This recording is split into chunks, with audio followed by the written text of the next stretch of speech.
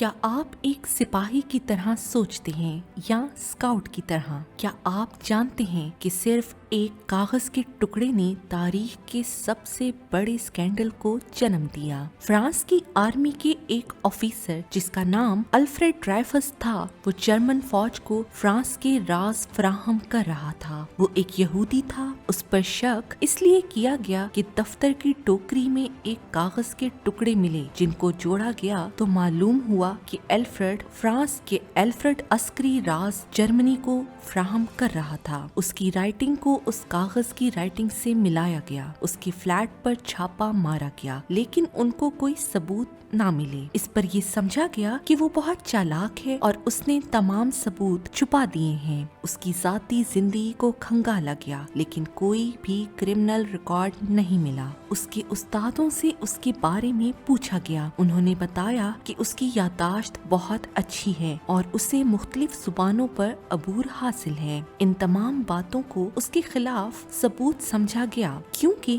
ایک جاسوس کے لیے یادداشت کا اچھا ہونا اور فوراً زبان کا سیکھنا بہت ضروری ہوتا ہے۔ اس کے خلاف مقدمہ چلایا گیا اور یونیفارم کو عوام کے سامنے پھاڑا گیا۔ اس کی تلوار کے ٹکڑے کیے گئے۔ اس کو عمر قید کی سزا کاٹنے کے لیے ایک ویران جزیرے پر بھیج دیا گیا۔ اس نے وہاں سے فرانس کی گورنمنٹ کو بہت سے خط لکھے کہ اس کے کیس کو دوبارہ کھولا جائے، لیکن اس کے سینئر افسروں نے کوئی نوٹس نہیں لیا، کیونکہ فوج کے اعلیٰ حکام اس بات پر مصر تھے کہ وہ واقعی مجرم ہے۔ ان کا ذہن ان ثبوتوں پر فوکس کیے ہوئے تھا جو کہ اس کو مجرم ثابت کرتے تھے، حالانکہ تاریخ دان اس بات پر متفق نہیں ہیں۔ اس مائنڈ سیٹ کو سائنسدان موٹیویٹڈ ریزننگ کا نام دیتے ہیں، جس میں ہمارے ذہن میں موجود لاشعور، خوف، تحریکات اور تمنائیں معلومات کو اپنے طور پر انٹرپریٹ کرتے ہیں، ان میں سے کچھ کو اپنا لیتے ہیں اور اس معلومات کا دفاع کرتے ہیں، لیکن جن کو ہم پسند نہیں کرتے ان کو دشمن سمجھتے ہیں اور ان کو ختم کرنے کی کوشش کرتے ہیں۔ اس تمام پروسیس کو motivated reasoning soldier mind set بھی کہا جاتا ہے۔ یہ ممکن ہے کہ ہم میں سے بہت سے لوگ فرانس اور جرمنی کی فوج کے بارے میں نہ جانتے ہوں، لیکن ہم کھیل اور سیاست پر اکثر بات کرتے ہیں اور کسی نہ کسی کو فالو کر رہے ہوتے ہیں۔ اگر کوئی کھیل کھیلا جا رہا ہو اور ریفری آپ کی پسندیدہ ٹیم کا فاؤل کر دے تو آپ لازماً یہ جاننے کی کوشش کریں گے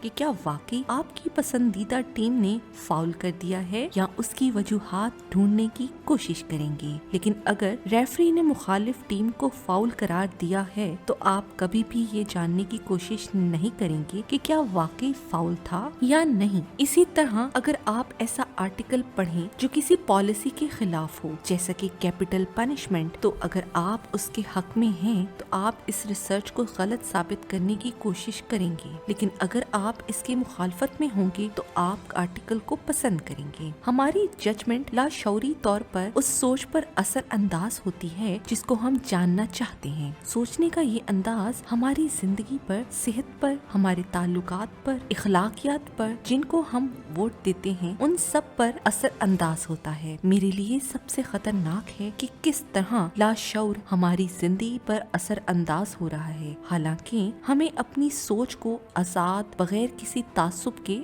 رکھنا چاہیے۔ اب ہم الفریڈ کی کہانی کی طرف واپس آتے ہیں۔ فرانس کی فوج کا ایک کرنل پیکاٹ اس سوچ کا حمایتی تھا کہ ہو سکتا ہے الفریڈ معصوم ہو، کیونکہ الفریڈ کے کیس کے بعد بھی اس بات کی تحقیق کی جا رہی تھی کہ جرمنی کو راز کون فراہم کر رہا ہے۔ تب کرنل نے جانا کہ ایک اور فوج کا آدمی جس کی رائٹنگ بہت زیادہ الفریڈ سے ملتی تھی، یہ معلومات اس نے اعلیٰ حکام تک پہنچائیں، لیکن اس کا نوٹس نہیں لیا گیا۔ کرنل کو بھی ملک کے ساتھ مخلص نہ ہونے کی وجہ سے سزا کے طور پر اس جزیرے پر بھیج دیا گیا۔ اس نے کوشش کی حقیقت کو جاننے کے لیے۔ میری نظر میں اس کا کردار ایک اسکاؤٹ کا ہے جو کہ سچائی کو جاننے کی کوشش کرتا ہے اور وہی بیان کرتا ہے جو کہ درست ہو، چاہے کس قدر غیر متوقع یا ناخوشگوار ہی کیوں نہ ہو۔ وہ کسی سوچ کو جیتنا نہیں چاہتا۔ آخر ہماری سوچ پر کس کا اثر ہوتا ہے اور کس طرح ہم اپنی ہی سوچ کو تعصب، خواہش کے بغیر آزادی سے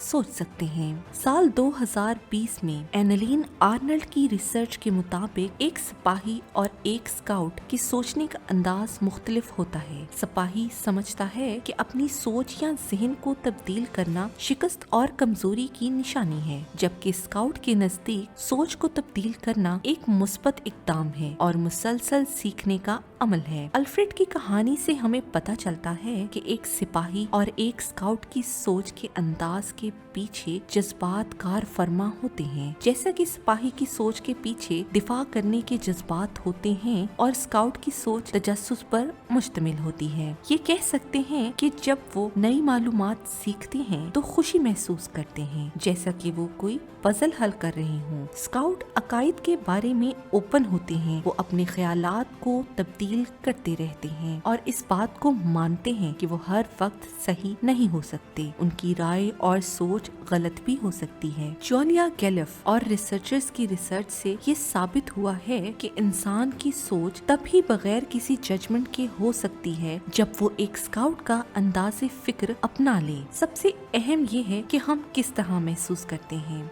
सेंट एक्सप्योरी, जो कि द लिटिल प्रिंस के मुसन्निफ हैं, उनका कॉल है कि अगर आप बहरी जहाज बनाना चाहते हैं तो अपने आदमियों को लकड़ियां इकट्ठी करने और उनके काम के बारे में हुक्म देने में एनर्जी को जाया ना करो, बल्कि उनके अंदर वसी समंदर की तड़प पैदा करें। अगर हम वाकई अपनी सोच को तब्दील करना चाहते हैं तो उसके लिए बहुत इल्म की और मशियत की जरूरत नहीं है, अगरचा उसकी अहमियत से इनकार नहीं किया जा सकता। सोच को बदलने के लिए सबसे अहम है कि हम अपने महसूस करने के अंदाज को तब्दील करें। हमें अपनी गलतियों पर शर्म करने की बजाय उनको दुरुस्त करके फख्र महसूस करना चाहिए। हमें अपनी सोच पर दफाई अंदाज अपनाने की बजाय उस पर काम करने की जरूरत है। मेरा आपसे सवाल है कि आपके अंदर किस चीज की तड़प है, कि आप अपनी सोच और अकायद का दिफा करना है, या फिर आपके अंदर ये तड़प मौजूद है कि आप दुनिया को वाज़े और खुले अंदाज में देखना चाहते हैं। हमारे यहाँ सिपाही